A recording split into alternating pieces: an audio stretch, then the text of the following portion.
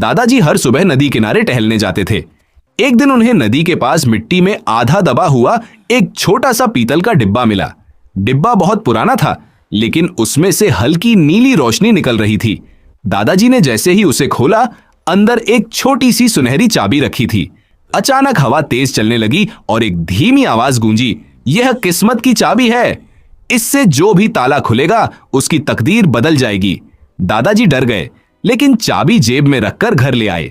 अगले दिन उन्होंने मजाक मजाक में अपने पुराने टूटे हुए अनाज के बक्से का ताला खोला।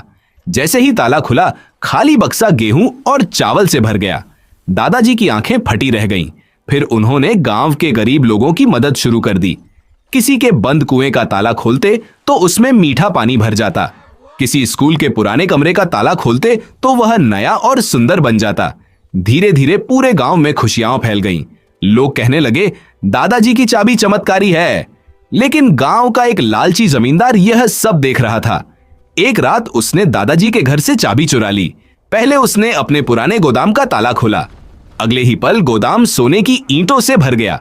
फिर उसने अपने छोटे घर का ताला खोला और वह बड़ा महल बन गया। अब उसका लालच बढ़ता गया।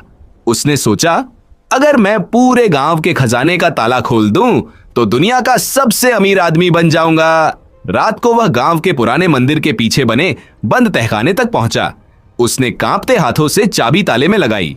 जैसे ही ताला खुला, पूरी जमीन हिलने लगी। आसमान में काले बादल छा गए।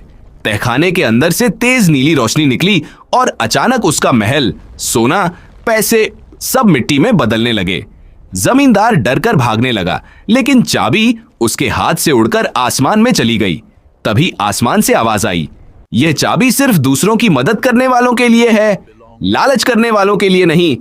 अगली सुबह दादाजी नदी किनारे उदास बैठे थे। तभी वही सुनहरी चाबी आसमान से चमकती हुई नीचे आई और उनकी हथेली पर आ गिरी। दादाजी मुस्कुराए। फिर उन्होंने चाबी को देखकर कहा, अब यह उसी इंसान के पास जाएगी जिसका दिल साफ होगा। इतना कहते ही चाबी चमकने लगी, आसमान में उड़ी और बादलों के बीच गायब हो गई। शायद अब वह किसी नए अच्छे इंसान की तलाश में है।